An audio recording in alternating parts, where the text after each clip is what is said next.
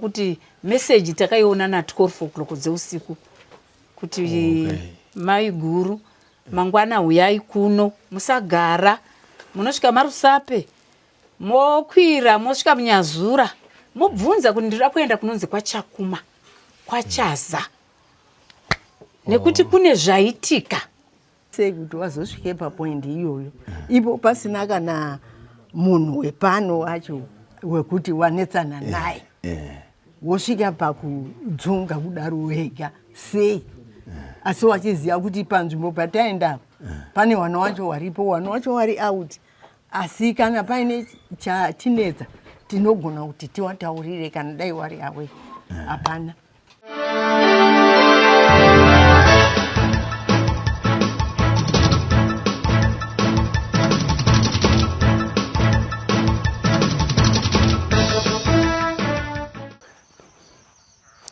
Kumugamuchirai kwatiri kuita vatariri veSly Media TV. Pano tinokupai nyaya dzakasiyana siyana dzinoitika munharaunda dzatigere. Zita ndinonzi Simbarashe wekwazvidza kana kuti Mukanya. Ndina Daniel Kachere akabata kamera. Nhasi uno tiri kunzvimbo yeNyazura uko kwatafambira nyaya yemudzimai ane makore 16 anonzi Diana nemurume anonzi Courage, avo vanonzi vakazvisungirira pamba pavaichengeta, pamba peumwe mudzidzisi pavaichengeta. Tafambira nyaya iyi kuti tinyatsonzwa mongo wenyaya kuti chii chakaitika, chii chakatora nzvimbo, uyezve vashakabvu ava chii changa chazoita kuti zvisvike pazviri. Tataura neveukama, regai tinzwe vachitipa nyaya izvizere. Ndoitwawo mai Dekeya wemubhuku rekwaDekeya. Panyaya yatiri kuda kutaura nezvayo yevana wakazvisungirira, ndingangoti nendakamuka ndichienda kugadheni musi iwoyo kwaitambirwa mafertilizer. Ndiri mugadheni imomo ndototi kuma 2:10 ndakazonzwawo mai Chakuma wari kudaidzira wepamusoso apo, wari kutaura nawo wari kungoti mwana wekwaChaza nemukadzi wazviuraya. Saka ndakabva ndaramba ndakangomira kubva zvatondinetsa. Wachibva waona kuti ndakamira ndinoda kunyazoteererawo kuti ndinzwe kuti wari kutii. Wachibva wati te ndikati mai guru, zvikanzi ndiri kutaurira wepamusoso awa kuti mwana wekwaChaza mukomana uyu hanzi wazvisungirira patouya mwana atumwa panapa kuzotaura. Banda kutotanga kutochema ipapo. Ndikati saka wekwaChaza wazvinzwa here? Zvikanzi aiwa mwana ari kutosvika panapa zvinoreva kuti kana sabhuku Chakuma wacho haasati atozvinzwa. Kutounza soko panapa kuti tipotese sabhuku Chakuma anzwe. Ndakabva ndabuda mugadheni ndakandasiya foni yangu kuno kuti ndifonerewo muroora wangu mai wacho awo kwaChaza. Ndiri ipapo sabhuku Chakuma wakabva watuma mwana wawo, achibva auya akati mai Dekeya ndatumwa nababa ndichanonoka kusvika, hanzi mhanyai mundoona wana wazvisungirira. Ndikati aiwa ndiri kuenda kumba ndifonere mai guru kuti wanzwa here kuti zvanzi mwana azvisungirira wese nemukadzi. Zvikanzi aiwa handei. Ndokubva ndasiya ndatotumawo tetewe pamusoso apa ndikati ndifonerereiwo mai Chazawa waziwe pamwe wasi kutozviziva nekuti zvanzi wekwaChaza wasi kuzviziva. Takabva tatobuda nababa Trifini ndokubva tatoenda takatosvikawo musha watozara. Zvechokwadi wana wakarembererawo pamumango. Ndokutendererawo ndokutoona zvechokwadi wana wakatofa. Saka tiri ipapo chinguva chinoteera ndikati regerai ndidzokere kumba, handisi kufunga kuti mai wekwaChaza pasina ati asvika kuti wazvinzwa, regerai ndiende kumba ndindofona. Ndakabva ndatoona mai guru awo wari kusvika. Mazonzwa nani, mafonerwa naIV here? Zvikanzi aiwa tete ndenda kutouya kufertilizer ndazozvinzwirawo pamushambi apo. saka ndabva ndatouya. Ndokubva tiri ipapo ndokuti saka nyaya iyi yakutoda kumapurisa, toita sei? Pane mwana wekwamututwa anogara kudzasuko mupurisa. Ndokubva kwatoenda munhu kundomudaidza, ndokubva auya. Ndokubva kwaita mupolisi ruzevha ari muno Mama Cheme, Mbure kwaMacheme. Achibva ati chirega ndibva ndatopinda mukombi nditomhanya Nyazure nditotaura nyaya iyoyo kumapurisa. Ndokubva apinda mukombi kubva aenda. Uyo kwamututwa ndokubva atofonawo. Ndokubva tati gare. Ndichibva ndati ndanga ndabva ndisina chandambodya. Bva ndatongouya kuno. Ndasvika kwakutogezawo, kwakutobikawo, kwakudya. Kwakubva ndadzokera. Ndichidzokera ndichida kuti ndidzokerewo kune vamwe ikokoko. Fertilizer yakabva yanzi fertilizer. Masabhuku maakutodaidzwa. Takabva tatoenda kumasabhuku ndopangidzwa kuti mafertilizer bhuku rega riri kupuwa zvakaita sei. Handina kuzogona kudzokera. Ndakatozoona mapurisa nebhokisi waakutoenda kuNyazure. Saka tiri ipapo wanatezvara wachibva wangofonerawo Maigura. Wakati tiri kwaRusapi. Tatouya. Ndototi kuna Maiguru, wazonzwa nguwai kunyanga kuti udai zvinezvi watoma Rusape. Tese takashaya kuti wazonzwa nani. Zvekutiwo dai kusi kutiwo wakange wazozvinzwa nemumwe munzwiro wakaita, taitotambudzika nekuti kumusha kwemukadzi taiziva kuti kunyanga. Asi kuti tizive kuti mwana wekwani, foni nhamba dzadzo tichatanga kubata ndedzipi. Hapana akanga achiziva. Tese taingotambudzika. Saka mapurisa azouya, pakange paine tsamba dzakanga dzakanyorwa. Murume akanyorawo dzake, mukadzi akanyorawo yake. Maigurawo akatombokumbira kumapurisa kuti hatiwerengiwo here isu sezvo tiri su wabereki. Mapurisa akati aiwa tichazokupai tsamba. Tsamba taakutomboenda nadzo. Zvechokwadi wakatoenda netsamba dzavo. Asati azviuraya, akaisira meseji Maiguru wake, mukoma wemukadzi wake. Kuti inini ndasvika mukadzi wangu azviuraya. Saka inini ndiri kushaya chandinoraramira. Kuti ndoda kumborarama sei nekuti mukadzi wangu under age, ndogona kutofira hangu mujeri. Saka zviri nani ndidini hangu, ndife nemukadzi wangu pamwe chete, toigwa zvedu nemukadzi wangu. Akatenga atokuudzai. Isa hatina chete takatorara tisingaziviwa wakazvinzwa na12 dzeusiku dzemanheru, zvinoreva kuti wekumusha kwemukadzi wakatorara waziva kuti vanhu vawafa. Isusuwo hatina kurara tazviziva. Wana mai acho awa wakarara wasingazvizivi, wakatozozvinzwa wakuuya kufertilizer. Maichaza wanowa ndiwo Maiguru waCourage. Maiguru wacho uri pakuti murume wangu nababa waCourage mukoma nemunin'ina. Saka ndo kama wedu uri Maiguru wacho uripo ini naCourage. Kureva kuti muri Maiguru mai. Ndiri Maiguru mai. Handisiri sisi wamai wacho asi ndiri Maiguru. Pakuroorwa kwangu ini mai waCourage. Courage uyu zvamanzwa titocho achitaura nwandu sabu kuti wakakurira kuinyanga. Kuinyanga iko ndiko wakakurira, makuriro akaita kwose hatiwazivi. Muchumbi munge mai vacho wacho warambana wana wari wadiki zvatsanangurwa. Saka Courage uyu akazouya, aingoti achiuya achidzokera, achidzokera. Saka akazouya muna June, auya muna June ndopakaenda mukadzi wake, ndakanga ndisiripo. Ndaenda kunhamo kumwana nzodzi yangu akanga ashaya. Achibva azouya nemukadzi wake, tanga tisingazivi makore emukadzi. Saka wadaro wakagara June naJuly. August ndakabva ndaenda kuHarare. Mwana watete wangu airwara. Pandakadzoka pakashaite dzoro wangu ini muna September. Ndakasvika Courage afi achinzi akandowana basa kuno ndiko kwaazoshayikira ikoko. Kuroti pamba takagara nawo 2 months. Saka basa kwaishanda ikoko. Ina ndiziti waigara sei. Mukadzi wake ndakaguma muna July. Kusvika kuzoshaya kwake hanobvira ndamuona. Okay.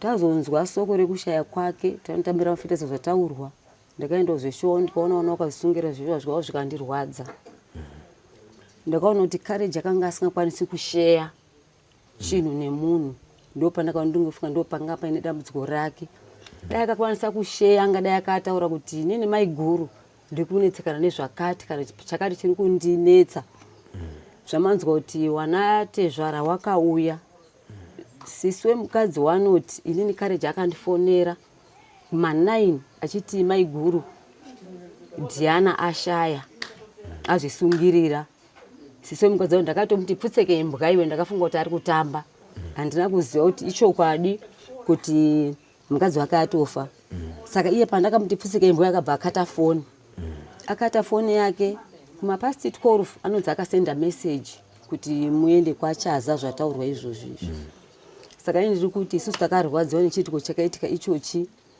uye ndida kutendawo masabhuku enzvimbo ino nekuda kwerudo rwawainarwo nevanhu vemunharaunda tiri vanhu takanga tisina chinhu panguva iyoyo takabatsirika wana Tezvara waida mari pakanga pasina tikapinda munzvimbo kutsvaga mari yaidiwa naana Tezvara takwanisa maundi yaidiwa naana Tezvara ikanga isina kutokwana pakanga pashota $45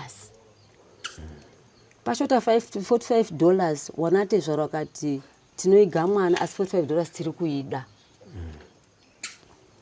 usiku hwoshe kuti bhodhi iri takarara tichifamba usiku hwese takaita pungwa hatina kurara tsvaga mari mumaraini kusvika takaona shoma takanga tawana zvadaro mari yawepo $45 isati yawepo yawaida kuti mari yawo ikwane motikari takanga tisina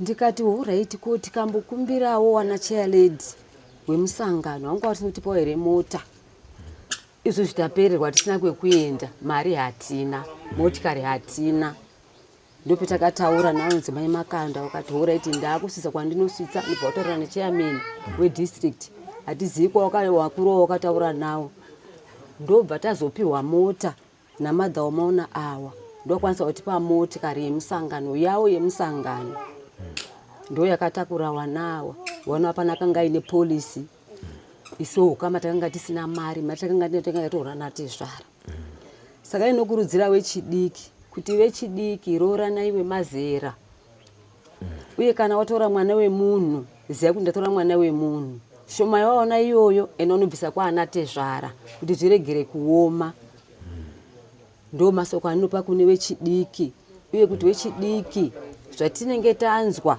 sezvambotaurwa netete wacho ngatiregere kuita makuhwa nekuti mutsamba muri kuti akaudzwa masoko neshamwari zvakonzesa kuti wana wasvike pakufa hatizivi kuti ichokwadi here chakataurwa nemwana wedu courage kuti pamusoro pemakuhwa kana kuti kunyepa tinombonazvo nekuti takanga tisipo tangoteedzerawo zviri mutsamba zvakanyorwa nekuti tsamba takaiona mapurisa ndo akatanga kuerenga tsamba indakazoipirwa kumapurisa ndo akazotipa tsamba saka noti wechidiki ndapota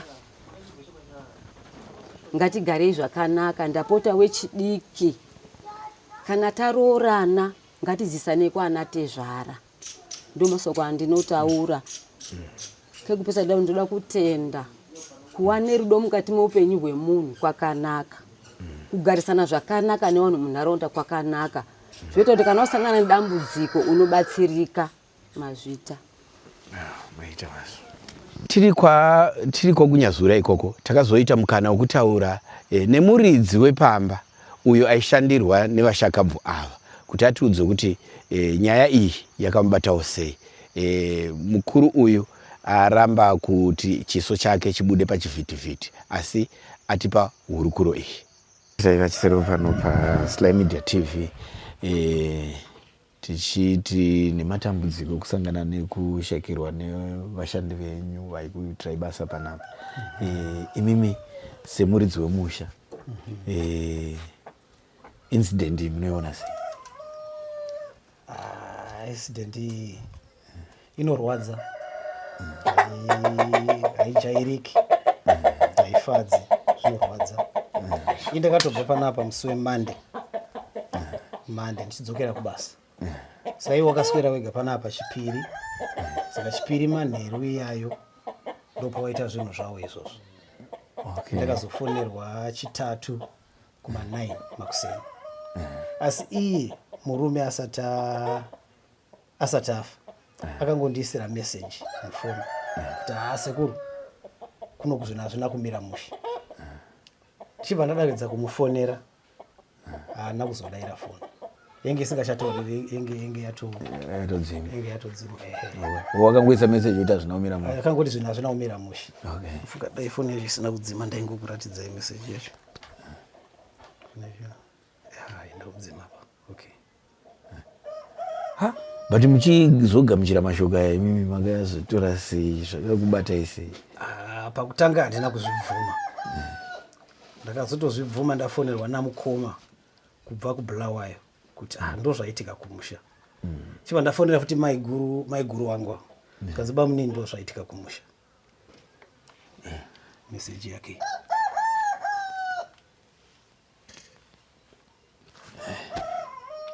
okay. Alright, izvi zvaitika mumusha izvi vachisema zvinochitiko chekuti even nemi munogona kukahadzika. What's the way forward kuenda mberi manje? Way forward ngengoti mucommunity kana munhu wayawirwa nedambudziko edzawo kutaurira mumwe dambudziko rako unowanawo rubatsiro zvekuti ungotore kuti zvawafunga wega ungoti ndakutoita ichi hazvina kunaka. Okay. Hazvina kunaka. But muchigara navo zvenyu pese apa vangari munhu akaita sei? Ini ndaingouya kuma weekends ndoti ndikauya Friday, Saturday, Sunday ndodzokera. Handina kumboona kuti wenga wakagara zvakashata. Aiwa. Asi chandaida kungoongorora ngechekuti murume aisagadzikana ende ingaine kakungwara kakada kuti pfurikidzei asi mukadzi kuti nditi ndakambonzwa kana kuti ari kutara kana kuti kumboita anything hapana. Murume ndiye wanaitoona kuti akada kuti ngwarisei. But izvo zvinogona kunge yangove bopoto remudzimba here? Kuti nditi wakatukana handingazvipokani because ndikei ndisipo. Okay. Asi apa maonero angu inini pakashanda Makuwa. Makuwa ndo akashanda akataurirwa Makuwa unofunga mukadzi saka ataurirwa kudaro akabva yabvunza murume saka murume kana akaonawo kuti apa ndabatwa apa ameno mapindirane awakazoita maybe zvakasakisa kuti zvizosvike zvakasvika. That's fine. Saka muti wachona wavakasungira uri ndio uri papo watakatema. Makatozoutema? Takatoutema. Chatosara kutougobora. Okay. No, munegona kunge mune mashoko amunenge muchida kutaura kuti eyambiro, ekurudziro, edzidziso kune vanhu vari kupinda mudziwanano vachiri vadika vari vechidiki? Yambiro ndinongoda kutaura ngeyekuti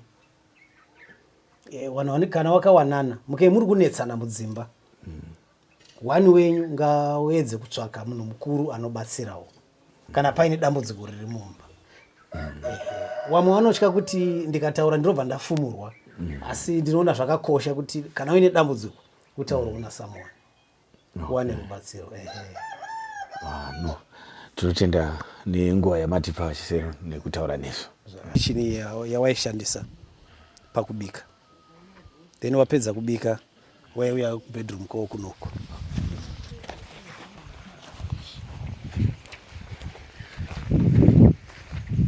Ndasiya ndisinopakia. Alright, waishandisa this one se bedroom rawo. Okay. Yora waishandisa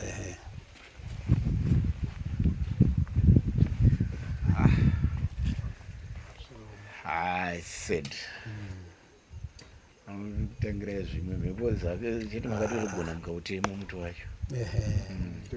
Ndochivanhu chacho unotema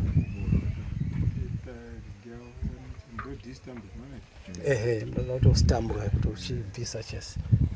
saka nenyaya yefuneral takazoshaya manpower kuti tiite stambing but takangokwanisa kutema nekutakura inga ine mukadzi uya vanobva auya kuzoita wechitu saka kuti achigare uko manje uko akaona zvawo kwakuchiuya nawo wakadzi wake 2 kuno right akatoya nawo kuno pamba pababa wake namai wake apo akatoya nawo saka August paholiday ini ndiri kutsvakawo munhu webasa wandaida kuti ariplace ngari pano inga akwenda iye achibva anzwa kuti ndiri kutsvaka munhu webasa achibva auye ndikati basa riri pano asi ndiri kuda munhu ane mudzimai anopota achiti iwo ukabuda pamba panosara paine munhu zvikanzi mudzimai ndinaye ipapo first wife yenge yaenda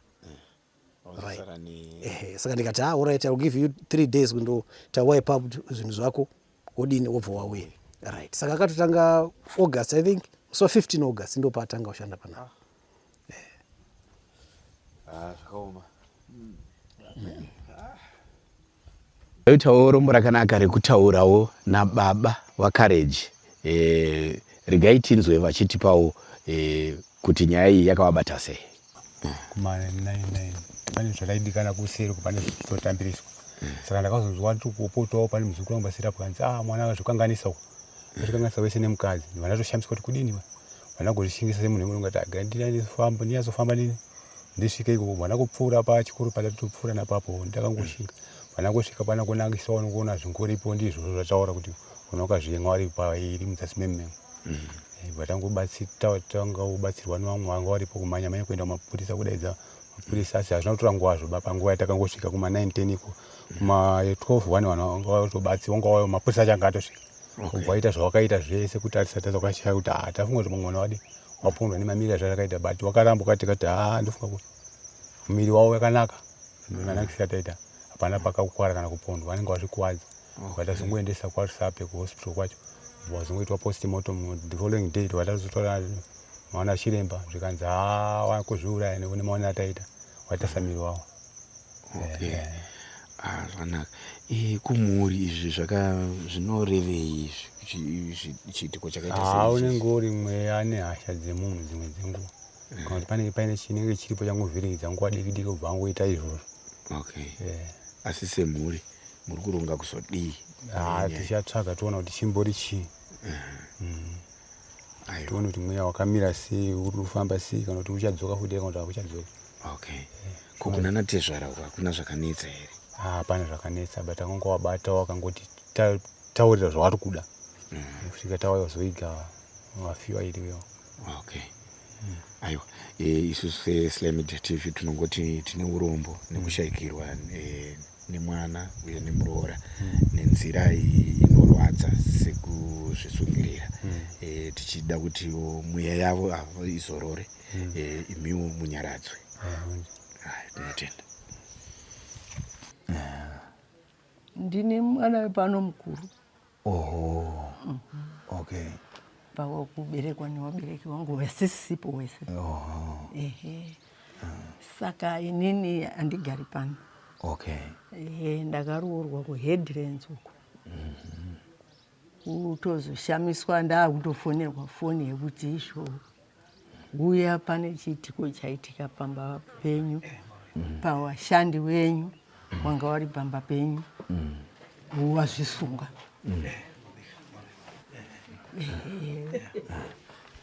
Wakuchitopindwa ndokontinya haushi.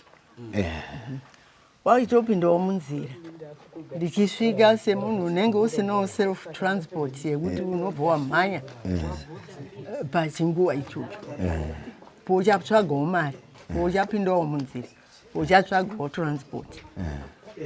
Wakusvika ndodini ndoonawo rifiro nditakura ndosvikawo pano pamusha pangu pacho ndoona zvedi zvanzi zvinhu ndo zvakatoitika wanhu wakatotakurwa wakatoenda kwaRusape. Zvakazvaita sei kuti wazosvike papoindi iyoyo ipo pasina kana munhu wepano wacho wekuti wanetsana naye wosvika pakudzunga kudaro wega sei? Asi wachiziva kuti panzvimbo pataenda pane wana wacho waripo, wana wacho wari out, asi kana paine chatinetsa tinogona kuti tiwataurire kana dai wari awe. Hapana, kwazongonzwa bedzi kuti wanhu wafa. ichocho chiitiko hachina kutifadza Yeah, ndekuti sure. kukura kwetakaita isu tichiberekwa nevabereki vedu wacho vasisiri pano hazvina kumbobvira zvakaitika kana mumusha muno newamwe wedu wetakagarisana nawo inonzi neighborhood yenzvimbo ino yese hazvisati zvamboitika. Munhu anotozvisunga ari ega, angava ari mukadzi azvisunga, angava ari murume azvisunga, kwete 1 2. Yeah. Kungaa kupangana here kuti izvo ngatizvisunge, mukadzi achibva afarira kuti ndaakuzvisunga. Yeah. Makambozviona kupi?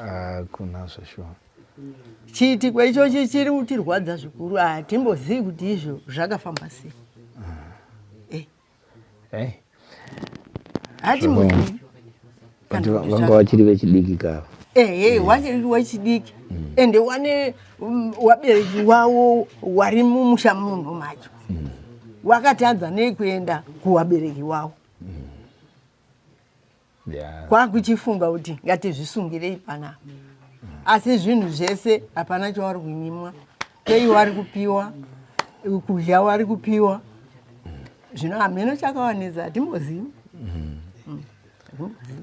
Mweya iwoyo kana kuti wakabvepi hatimbozivi. Hauzika. Hayo hatimbozivi. Nogona kunge mune mashoko amuda kutaura kune vechidiki vanenge vari muwanano dzakadai mumusi.